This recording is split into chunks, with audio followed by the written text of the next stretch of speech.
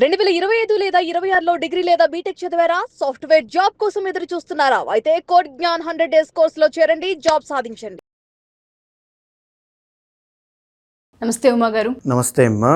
రవి ట్రాన్సిట్ని బట్టి కనుక మనం చూస్తే ద్వాదశ రాశుల వరకు అసలు ఏ విధంగా ఉండబోతుంది అంటారు? రవి మారినప్పుడు జరిగే పరిణామాలు ఏంటి? ఒక్కొక్క రాశి వారికి ప్రభావం ఏ విధంగా ఉండే అవకాశం ఉంటుంది ఉమా గారు? తప్పనిసరిగా అమ్మా, రవిగ్రహ సంచారం అనేటువంటిది ప్రతి మాసము ప్రతి నెల జరుగుతూ ఉంటుందండి. నెలకొకసారి మారేటువంటి ఈ రవి ఎప్పుడు మారినా సరే 4 రాశుల వాళ్ళకి రాజయోగాన్ని ప్రసాదిస్తారు. మిగతా రాశుల వాళ్ళకి కొన్ని సామాన్యమైన, కొంతమందికి అయితే కొంచెం దుర్భరమైనటువంటి ఇబ్బందులు కూడా ఇచ్చే ప్రయత్నం చేస్తారు. రవి అనేటువంటి ఆయన ఎప్పుడు కూడా రాజకీయాలకి, కాన్ఫిడెన్స్కి, ఆరోగ్యానికి, తేజస్సుకి, అన్నిటికీ కూడా వీటితో పాటుగా మనం తీసుకుంటే కనుక ఎడ్యుకేషన్ ఆస్పెక్ట్లో కానీ, లీడర్షిప్ క్వాలిటీస్ కానీ అన్నిట్లోనూ కూడా పనులు విజయవంతంగా పూర్తవ్వాలి అనుకున్నా, ఒక ఫార్మా ఫీల్డ్, ఒక జ్యువెలరీ, గోల్డ్ ప్రైసెస్ హైక్ అవ్వడం, తగ్గడం ఇలాంటివన్నీ జరుగుతున్నాయి అనుకున్నా, రాజకీయ పరంగా ఇబ్బందులను తలెత్తుతున్నాయన్నా రవి వీక్ అవ్వడమే కారణం అవుతూ ఉంటారండి. ఇకపోతే ఇప్పుడున్న స్పెషాలిటీ ఏంటి అంటే, రవి అనేటువంటి ఆయన తన స్వక్షేత్రమైనటువంటి సొంత ఇల్లు అయినటువంటి ఓన్ సైన్ అయిన సింహరాశిలోకి ఎంటర్ అవుతున్నారు. ఆగస్టు 17వ తారీఖు దగ్గర నుంచి సెప్టెంబర్ 17వ తారీఖు దాకా రవి అనేటువంటి ఆయన సింహరాశిలో ట్రావెల్ చేసినంత కాలము కొన్ని రాశుల వాళ్ళకి రాజయోగం తప్పనిసరిగా ఉంది, కొన్ని రాశుల వాళ్ళకి ఇబ్బందికరమైన పరిస్థితులు కూడా ఉన్నాయి. ఇకపోతే ఈ నెల రోజుల్లో ఎలాంటి రాజయోగాలు, ఎలాంటి పరిస్థితులు ఏ రాశుల వాళ్ళకి కలగబోతున్నాయో మనం డీటెయిల్గా చూసే ప్రయత్నం చేద్దామండి. మీనరాశి వారి కనుక మనం చూసుకుంటే ప్రత్యేకించి రవి ట్రాన్సిట్ వల్ల వచ్చే ప్రభావాలు ఏంటి? ఈ రాశి వారికి అసలు ఏ విధంగా ఉండబోతుంది? మీనరాశి వాళ్ళకి చాలా కాలం తర్వాత 6వ స్థానంలోకి రవి అనేటువంటి ఆయన స్వక్షేత్రంలోకి వెళ్ళడం అనేటువంటిది చాలా అద్భుతమైనటువంటి యోగంలోకి పరిగణలోకి తీసుకోవాలండి. ముఖ్యంగా మనం తీసుకుంటే జన్మ శని వీళ్ళకి నడుస్తోంది, 12వ స్థానంలో రాహు నడుస్తున్నారు, 5వ స్థానంలో గురువు నడుస్తూ ఉన్నారు. కానీ 5వ స్థానంలో ఉన్నటువంటి గురుడు కంబషన్ ఉండడం వల్ల ఆ రిజల్ట్స్ అనేటువంటి కొంచెం అటు ఇటుగా అవ్వడం లాంటివి కనబడుతున్నటువంటి తరుణంలో ఆగస్టు 13వ తారీఖు తర్వాత గురువు అనేటువంటి ఆయన కంబషన్ వీడిపోతారు, అంటే వదిలేస్తారు. గురువుకి మళ్ళా స్ట్రెంత్ పెరగబోతోంది, అంటే మీన రాశి వాళ్ళకి కెరీర్ గ్రోత్ అనేది కనబడుతోంది. ఆరోగ్యం అంతా కూడా సర్దుకోవడం అనేది కనబడుతోంది. మీ లైఫ్ స్టైల్ అంతా కూడా మారబోతోంది. గౌరవ మర్యాదలు రాబోతూ ఉన్నాయి. ఉద్యోగ అవకాశాలు సఫలీకృతమవుతాయి. సంతాన ప్రయత్నాలు అనుకూలిస్తాయి. ప్రేమలో విజయం సాధించేటువంటి అవకాశం కనబడుతుంది, పంచమంలో గురుడు కాబట్టి. ఇకపోతే 6వ స్థానంలోకి రవి అనేటువంటి ఆయన రాబోతూ ఉన్నారు. ఆల్రెడీ 6వ స్థానంలో కేతు అనేటువంటి ఆయన ఉన్నారు. ఇప్పుడు స్వక్షేత్రంలోకి రవి రావడం అనేటువంటిది రవి రాజయోగంలోకి పరిగణలోకి తీసుకోవాలి మీనరాశి వాళ్ళకి. సో దీని మూలకంగా ఏం జరుగుతుంది? ఉద్యోగ యోగం కోసం చూస్తున్నటువంటి మీనరాశి వాళ్ళకి ఉద్యోగం వస్తుంది. 6th అంటే ఉద్యోగం అండి.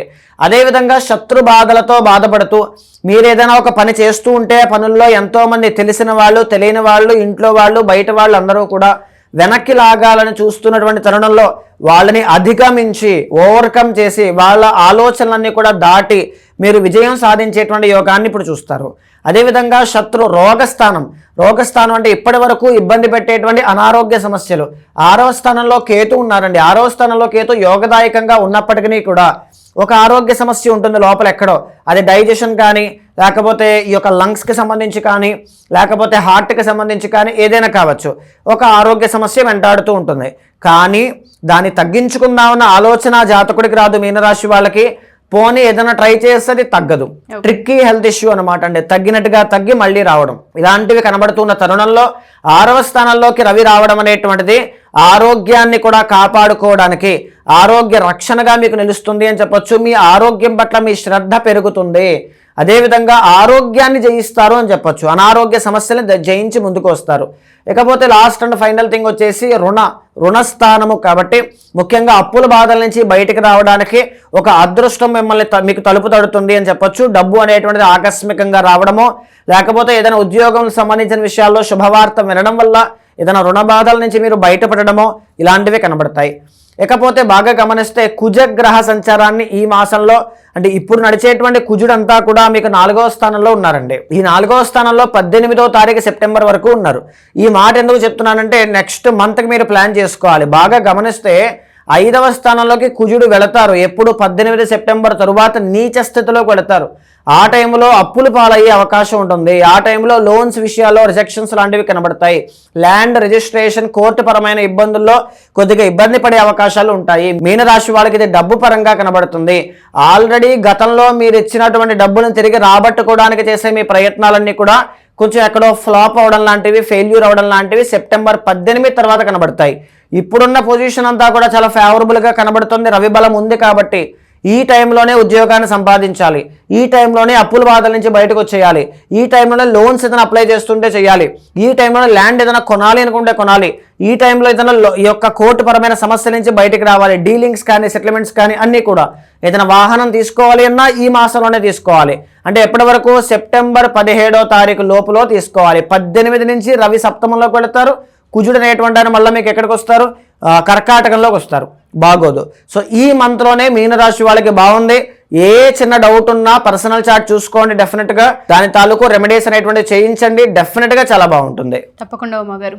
సో ఎవరైనా సరే ప్రత్యేకించి జన్మ జాతక రీత్యా పర్సనల్గా ఒకసారి మీ దాకా వచ్చి జాతకాన్ని చూపించుకోవాలనుకున్నా, హోమాలు చేయించుకోవాలనుకున్నా, పూజలు చేయించుకోవాలనుకున్నా మీ దాకా ఎలా రావచ్చు అంటారు ఉమాగారు?